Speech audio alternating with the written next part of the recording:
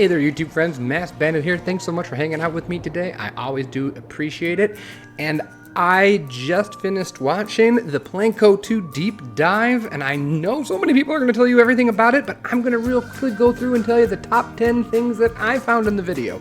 The 10 things that I am actually most excited about. And before we get to that top 10, if you're excited for Planet Coaster 2, hit the like button, subscribe. We're going to be covering this in great detail in the next upcoming months, and of course, we're going to be playing all kinds of Planet Coaster 2 on the channel. So, top 10 things that I am most excited about. Number 1, paths. Path overhaul. The way they showed paths on this was just insane. I was on Bronation and we were all triumphantly shouting for joy as we saw the new path tools. The draw tool that you just fill in a shape that you draw with paths, the ability to recolor paths, the ability to lay flats on top of paths. You can now just place a flat right on top of the pad. It's incredible. You can draw pads on pads. There are new path tools. There's no entrance bollards to the paths, and we saw people queuing to a ride even though there was no queue. People are excited for new lightning lane type things, that's what people were thinking. But for me, just the general overall path overhaul is really awesome, and I am so excited for that. Number 2, the generic flats. They mentioned it, that they wanted to provide generic flat rides for us to customize. Such a big thing that so many Planet Coaster 1 players had been talking about and really wanting, and to see it come into Planet Coaster 2 is so very exciting. They mentioned they were talking about how not everyone wants to build a crazy park. Some people really do lean into the realism, and they've heard us, and they are making sure that that is going to be a part of the game, and that's just fantastic. And these generic flats, they look great, but you can see they look even better once they're all themed. And Frontier is going to be giving us some themed ones in the blueprints in case we don't want to do it ourselves, which is fantastic. Number 3, the customizability of everything, of the flat rides and of the coaster trains. You can now add scenery pieces to the coaster, to the flat ride, and it will move with it. This is such an exciting thing. One of the things that I've been excited about since they announced the game, and since we've heard that that's something you can do, to finally be able to see it in action was fantastic. The mirror function, the copy function, really exciting stuff. Really excited to customize our parks so that instead of everything looking kind of samey, we can really get into the details and we can make our parks special and unique. Number 4, resizability. Another major request from a lot of players. Other games have it. Now Planet Coaster will too. They showed resizing to put on coaster trains. They showed resizing a tree.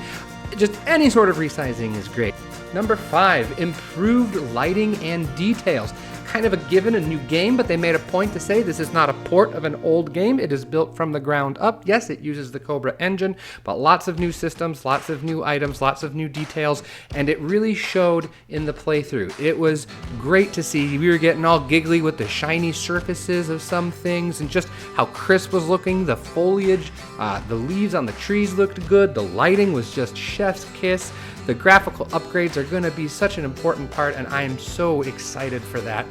Our parks are never going to look more beautiful than they have, and that's super exciting. Number 6, the goofy mascots. One of the things I love about Frontier and the Planet series is the charm they put into the games, the mascots and the silly things that happen in the game. The mascots they showed, there's a silly cactus mascot. I'm all about the silly cactus mascot. Don't know what he's about, but maybe the vegan restaurant that's apparently part of Planet Coaster 2. I don't know, but he was walking around. He's awesome. There's a little scuba diver guy, and of course there is the water park mascot, the Queen.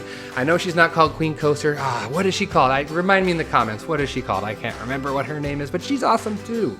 Number 7, the coaster types and the names. This was fantastic and kind of Easter eggy. If you know your coaster types, you might have noticed. It wasn't on screen for very long. I've gone ahead and put a picture up for you, but these in-game, in-universe coaster brands. Obviously we have Valleus and Nidewalden. I can't even say it, but that's obviously B&M when you look at the coaster type. And we were trying to figure it out on Bronation, and we think Automax is probably an Intamin coaster. And Big M's rides, maybe Mac.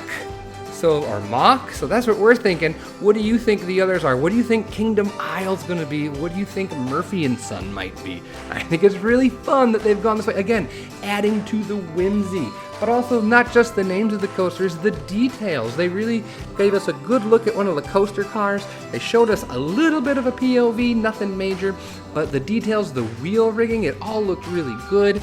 The textures are all looking crisp on the coasters. Then again, to go back to one of my other points, the fact that we can customize them, super fantastic. Number 8, lots of animated scenery.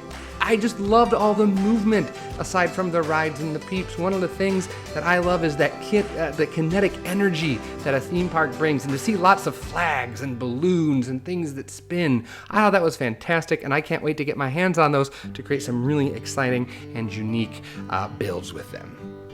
Number 9, this is going to be kind of weird, but heat maps. One of the things I really like about Planet Zoo, even though I don't play it very much, was the heat maps that came with the game. To me, the heat maps kind of point at a bit more gameplay elements, a bit more of the actual simulation. I'm curious to see what they're going to do with it. Obviously, we know that sunburn is a thing, so you're going to need to provide sunscreen for your guests, so I'm sure there's going to be a shade heat map. Maybe it'll come in handy for other things. Maybe wishful thinking, we'll have a heat map that shows what scenery is visible, what backstage areas or what shop buildings or whatever are or aren't backstage. That would be really neat. So this might be a more wishful thinking, but just the inclusion of heat maps makes me interested about what sort of dynamics they're going to do with the actual simulation and gameplay. And then last but not least, a small one, but the reorganized interface. It's a little big on the video. Hopefully we'll be able to resize it, but just seeing everything all laid out, it's similar without being the same. And I really do like what they did with Zoo, where they put all walls, buildings, scenery, all objects in one tab. One of the problems I have with Planet Coaster 1 is I always forget what's in buildings and what's in scenery, so to have everything just lumped into one huge category, I think will be a lot easier to find things. So that's a real quick top 10 thing that on the first couple watches made me excited. What are you most excited about from the video? If you're really into water parks, what part of that video made you excited? What are some questions you still have? What are you hoping they're going to show? Perhaps with the coaster editor. Get in the comments below. Let's talk about it. I loved this last time we did it. Great conversations.